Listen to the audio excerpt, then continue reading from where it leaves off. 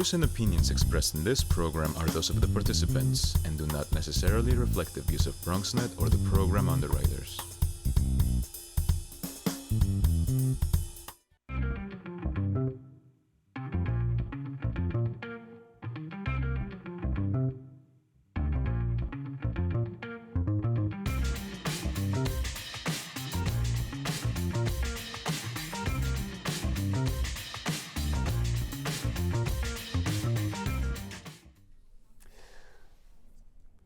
Hey, how are you? It's time for the Bronx Buzz. This is BronxNet's program where we talk to journalists and writers and editors and photographers and filmmakers and really anybody involved in putting stuff out in the Bronx. And the idea is that you get to look inside their head and find out what they're thinking about when they write what they write and when they put out what they put out.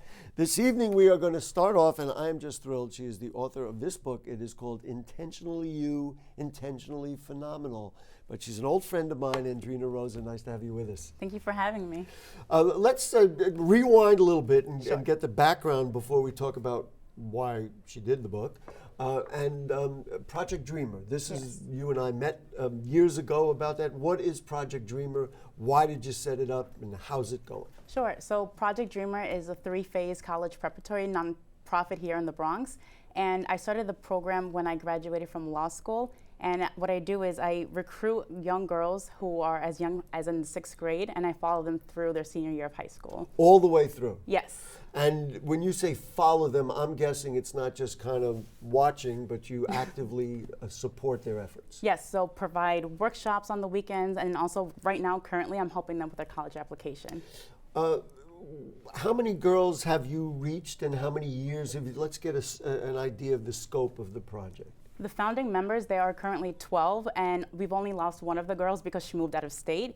And then you it can't happens. do it. That's right. Yes, yes. And then right now we have about 20 who are in from the 7th grade and then through senior year of high school. And how's it going? What's your own evaluation of how it's going and how well you're doing in helping the young people do better? Yeah, so like I said, I am currently helping them with their college applications, and for me it's just mind-blowing that they are now getting ready to go to college when I recruited them when they were just in the 6th grade, about 11, 12 years old. And why were these girls selected? I mean, you know, they presumably they may have families, they may not. Talk to me about their selection and why it's important even for you, an outsider technically, to be so involved. So when I graduated from law school, I remember taking the Bronx 5 and I got off at Hunts Point. And there were a group of girls on the bus talking about, oh, when I grow up, I want to be able to have kids and get married. And for me, it's just, well, you're 13, 14 years old. Maybe, you know, you start thinking more about books and like what your goals are, what your dreams are. Maybe you could have a job, maybe you could have a career. Right, I mean, there's right. nothing wrong. Obviously, we all have moms, Right, brothers right. and sisters, and that's lovely. Right. But the girls weren't thinking in those terms. Right, and so Or I go to law school like right. you did. Well, I had great mentorship when I was growing up, and this is my way of being able to give back to my community, the Bronx. Mm-hmm. What have you learned through this process? I mean, undoubtedly they've taught you something about life and about who they are. Talk a little bit about that. I realized that life is always going to happen, and that's what they taught me. So as opposed to having everything calculated, this is how life is going to happen, and not thinking about all these other barriers that happen to you. I think it's being able to change your approach and develop a more positive attitude towards these different issues. The girls, I guess they're happy. They must be thrilled. And their parents must be thrilled to have kind of like a personal advisor. Yes, yes. And so I was also the pre-law advisor at Binghamton University. And the fact that I'm also helping these students, hopefully, you know, some of them, if they do want to go to Binghamton, great. If not, that's totally okay, though. Don't be prejudiced about it. You know, they go wherever they want to go. Yeah, and so for me, it's being able to know that I'm here. I'm a mentor. I'm not just someone who's going to be here just for these 6 years from 6th grade all the way through senior year of high school, but knowing that I'm going to be here even beyond those years as well. What a wonderful thing. I have to just tell you that because kids get lost. And, Right. and maybe, I don't want to say especially girls because we have such issues Right, with boys right. as well. And so here they have somebody who's saying, hey, you can do this, and, Right. and they're doing okay. They're doing phenomenal. No, they're doing phenomenal. And phenomenal. So, yes. So they're applying anywhere from like Hunter to Barnard College right now, and yeah. Last question before we get into the Sure. book. So you then, like, you speak to them every day. You meet with them. How does it work? You call, hey, what are you doing today? I mean, how does it work? No, so in the very beginning, their parents were the ones who had to kind of force them to wake up on a Saturday morning, and now these young girls wake up on their own. They'll text, we'll talk, and then we actually just have regular hangouts. So you are just, yeah. Ladies and gentlemen, please, before we even talk about the book, applause for the work that Thank you Andreina so much. Rosa is Thank doing. you. That is just absolutely, it's phenomenal, which moves us right into the book. So what made you say that you wanted to write a book like this? There are so many different reasons, but the two that stick out to me the most are graduating from law school and studying the college preparatory program in the Bronx, and then also Supreme Court Justice Sotomayor. So the college preparatory program, I'm only able to reach a certain amount of girls from the Bronx. And so being able to write allows me to kind of be able to write and then hopefully touch people beyond like that small circle of the nonprofit girls. I have not gotten to read it yet. Frankly, it's the first time I've seen the book. Explain what is it? Is it like a guide to life? I mean, you know, and I'm assuming it incorporates some of the things you've learned along the way. Yes, absolutely. You nailed it. So this is a so we don't need her. I'll just make my exit right now. But it is a self-empowerment book where it really teaches and promotes the idea of growth mindset, where you can develop these basic abilities to become a leader, to become the best possible version, to become intentionally you, intentionally phenomenal. And I think that being able to know that, look, you could do it. You can absolutely do it. And it goes from, I think, from elementary school, when my 5th grade teacher told me that I wasn't smart enough to pass a 6th grade admissions test for middle school. And then even in law school, when I had a professor tell me that if English was my first language and making me feel incompetent. So being able to realize that I am possible and being able to tell that to myself so that I can then tell that to other people. You know, I'm even looking at chapter headings, things like bullying and peer pressure Yes. and alcohol and friendship. These are things that young people wrestle Yes. with all the time. Yes. It's almost like a guide Yes. to growing up. Have you talked with, let's say, school teachers or others? It seems to me this would just be so perfect for so many different venues. You would be perfect for any of those places. I am getting there. So I am currently a professor at Binghamton University and also at John Jay College, and I've shared this book actually with my current students, and they even college students. Yes, college students. Wow. Yes. So this also, even though I talk about situations that happened to me when I was in elementary school, following through college, it also talks about adulthood and what that means for me right now as I'm still experiencing. Mm-hmm. Of course. Well, maybe there will be a volume 2. Stay tuned. You know, yeah, right. It certainly is possible. Let's just talk about some of the girls, and maybe not girls that are necessarily in your programs, but the numbers of young people who are attending school out of homeless shelters are staggering. I believe the round number is like 21,000, mm-hmm. and a very large percentage of those are in the Bronx. This would seem to be a really good piece of advice for young people going through that kind of adversity, frankly, that nobody should have to go through. Right. And I think that, you know, this book also talks about feeling safe in a learning environment. For example, like in the classroom, I had it was very inappropriate interactions with one of my middle school teacher. And for me, it's being able to speak about that openly and then being able to know that, yes, life is happening. And even though life is still happening, you can get through that. I think it's also having that one person cheering you on along the way.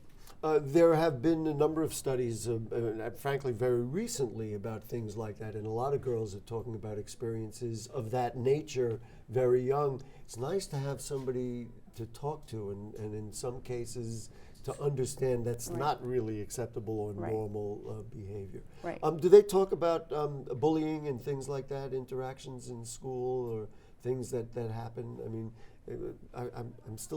I'm trying to learn. Tell me a little bit about the kinds of things you hear. I think cyberbullying is becoming something of an issue that definitely needs to be addressed more. I think with social media, with Instagram, with Facebook, and I actually experienced something similar, but we didn't have Facebook. We had something like MySpace. And I am not guilty of that, so you can read about it in the book. And so for me, it's being able to know that cyberbullying is something that's still ongoing now. Then you have people with this projected idea of what you should be, what you should look like, and then being able to then bring down someone because maybe they don't fall under that category. You know, the social media component, which I'm older than you, and so I obviously didn't have that growing up. It's a wonder to me because when I see young people, they are incredibly versatile with the phone, and they're very quick to take photos. I was actually sitting in a doctor's waiting room, and somebody kind of recognized me from TV, whatever, they wanted to take my picture, it's no big deal. The next thing I know, they had made kind of some kind of crazy composite or whatever it was out of me, and I realized how, listen, I can take it, I'm on TV, I get that, but for a young person and somebody wants to make fun of you, the next thing you know, it's everywhere, right? And that happens. Right.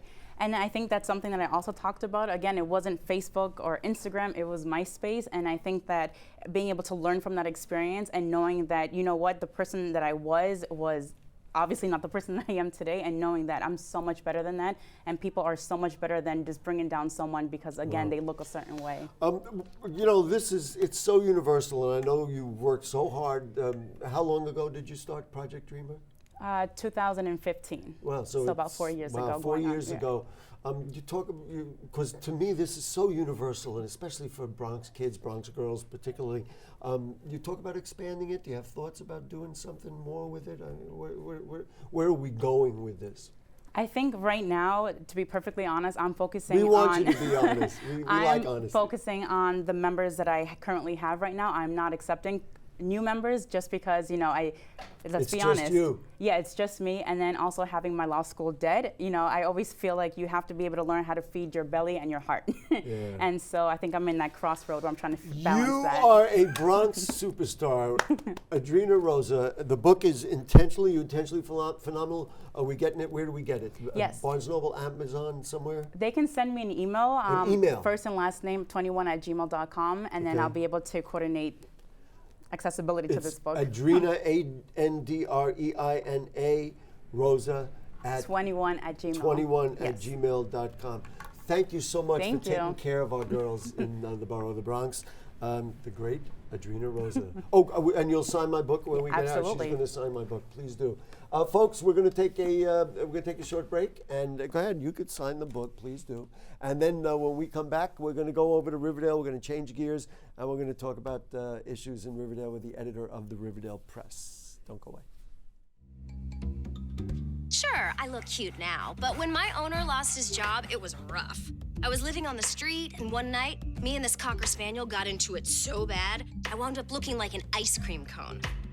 I cried a little bit, but thankfully I got rescued, so I'm running, I'm jumping, all back to my old self, and I'm ready to give unconditional love, even if you put a lampshade on my head.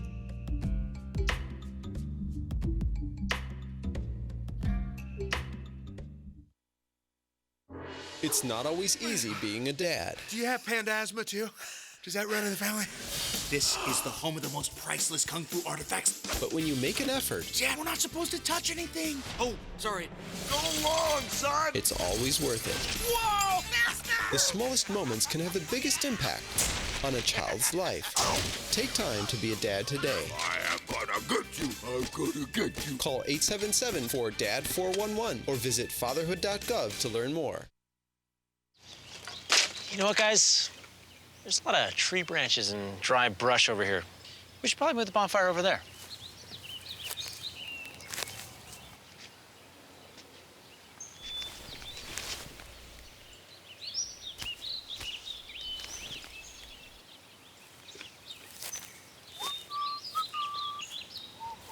I'm guessing Smokey liked that idea.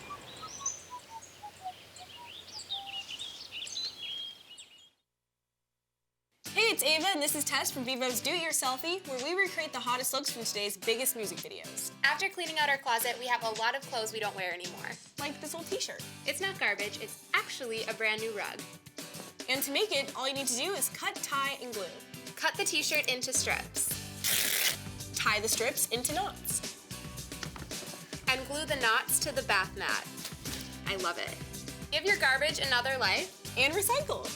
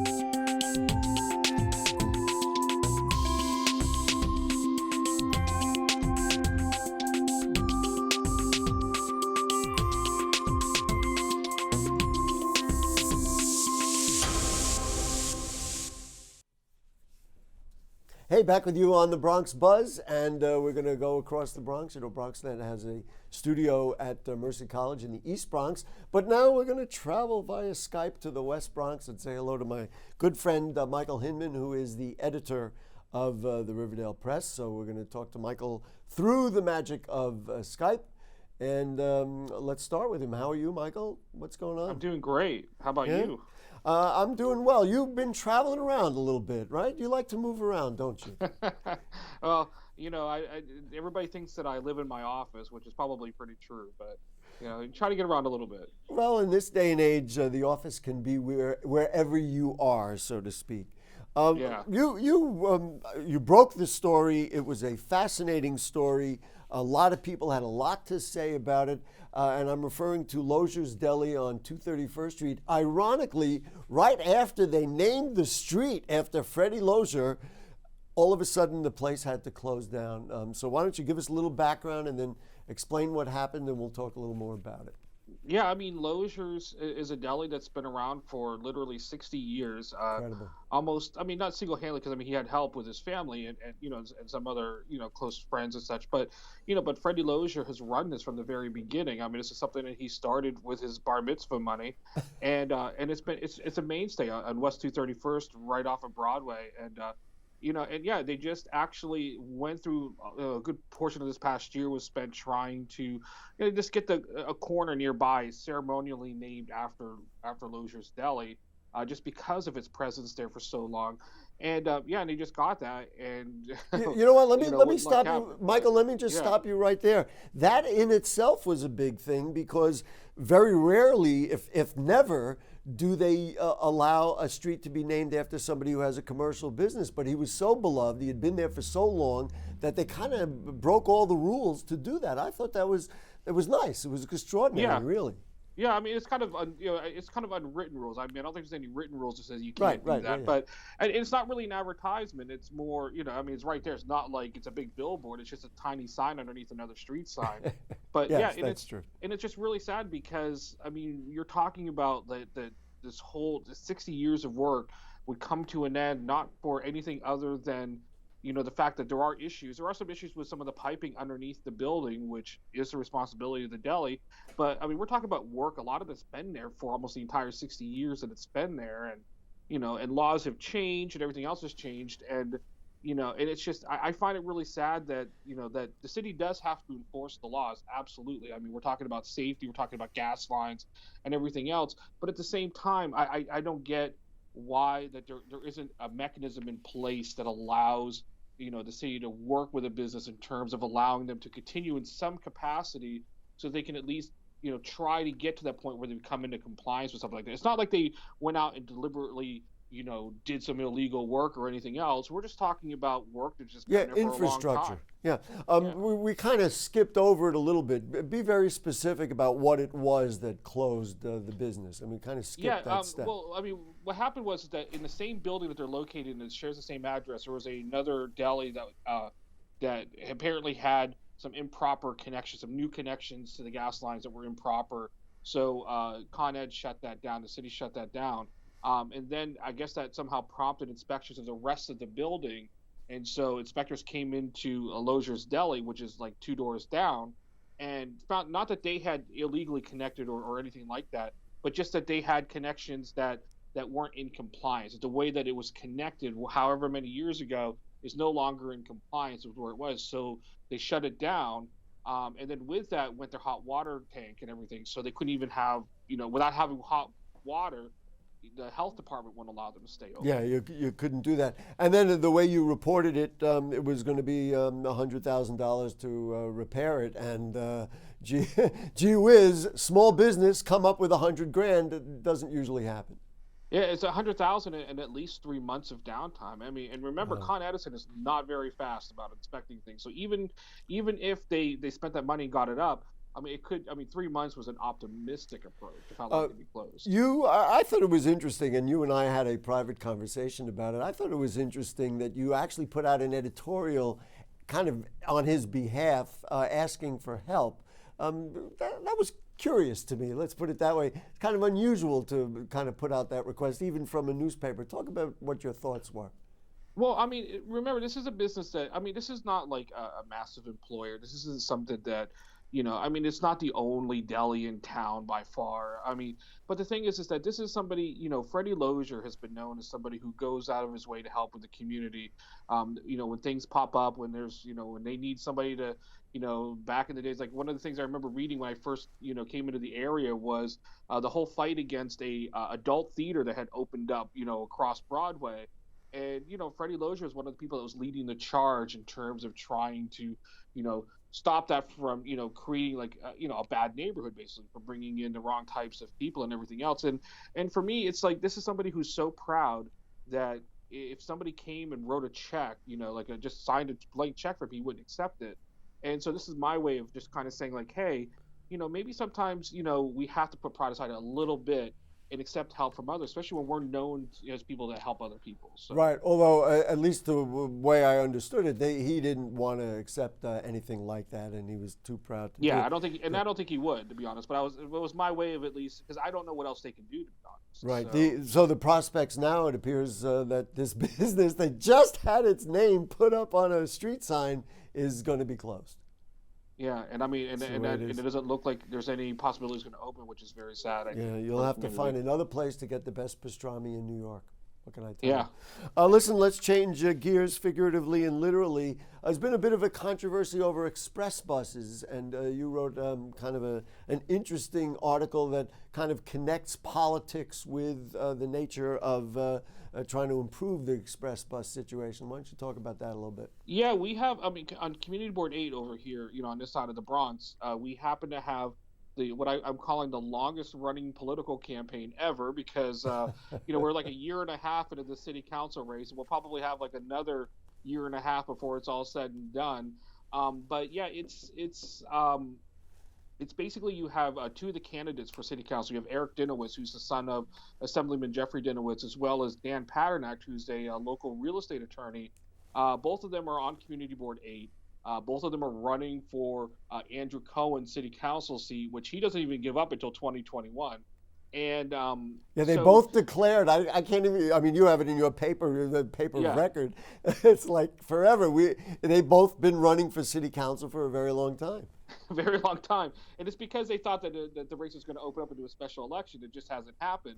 But the problem is that of course we're dealing with proposed cuts to the express bus service, and that's very important, especially for the northwest part of the Bronx and other parts of the Bronx as well. But really up here, where we really don't have much else in terms of getting people around, and so there was some So what happened was Eric Dinowitz's campaign had put out a press release talking about condemning the cuts on behalf of senior citizens. But what's interesting is that Eric Dinowitz is also the chair of the aging committee. And just a few days after his campaign puts out this press release, suddenly his committee, which is not known for putting out resolutions, suddenly has this resolution that seems to be coming in advance of Dan Paternak's committee, because Dan Paternak is the chair of traffic and transportation, which usually handles buses. Right. They actually have MTA coming Thursday night to make a presentation and to listen to people about this. So basically it's almost like he was trying to upstage like his political opponent, which I guess could be fine, except that it's just kind of that weird thing of mixing politics with what's supposed to be a representative type of situation.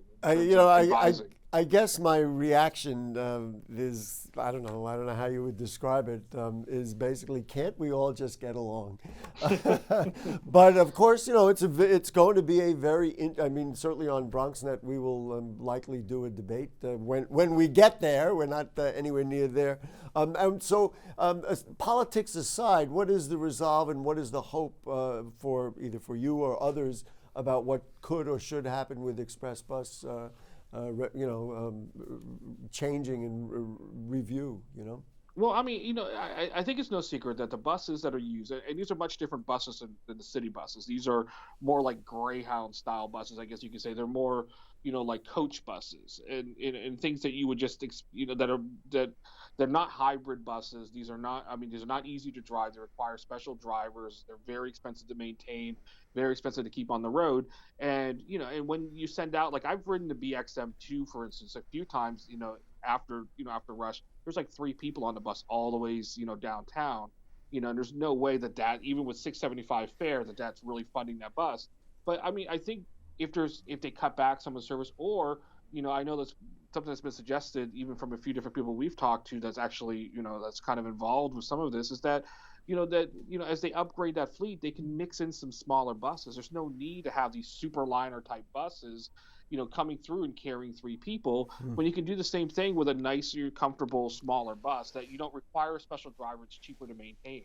A rhetorical question from me. I wonder then, was it a mistake to privatize the thing, or to unprivatize it and make it part of the MTA? I mean, it used to be a good system. Who knows? I don't have an answer for that. There's a lot of issues involved, and I mean, the thing is, MTA doesn't really make it easy to ride. I mean, you can't even take coins on there now. You have to have a Metro card, which means you have to make sure that you're filled up. They don't have a monthly pass for it. They don't have anything that kind of encourages people to really take it more often. So, somewhere in the history of BronxNet television is a commentary I did about that, where I probably said it was not going to be a good idea. And so maybe I ought to find that and stand by it today. You probably should. Last thing, we only have a moment. There was a meeting, and they're talking about tearing up Sedgwick Avenue, tearing up the whole area, which, of course, very recently they just paved. Very briefly, tell us a little bit about that. Yeah, Sedgwick Avenue, mostly in the area between like Fort Independence Street and West 238th Street, and basically kind of going down towards Fort Independence, because they kind of go parallel at some point. It's just they're coming in, they're doing an accelerated water main replacement, which means it's going to disrupt traffic, it's going to disrupt parking. And Gary, that's kind of your area a little bit. It's down the road a little bit. It's my area, actually. It's where I live. And parking is a mess there already. So it's going to be very interesting for a few months. Right after January 1st, they're going to start working. It's going to be like that till March. So expect delays. If you take the BX1, BX2, especially on Sedgwick, expect delays. Gee, Michael, thank you for bringing us such good news. We really appreciate it. Listen, you're the best, Michael, and happy holidays to you and all my friends at the Riverdale Press. And you're just the best, doing great work. You too, the Gary. paper is great, and we'll talk to you soon. Thank you so much. Thank you so much. All right, there you go. I love how we ended the show on a big note. Oh, they're going to tear up your street. That's about it for the Bronx Buzz. Thank you so much. Thanks to our crew, and thanks to all the guests that we had today, both Andreina and Michael Hinman. And we'll see you next week. Happy holidays.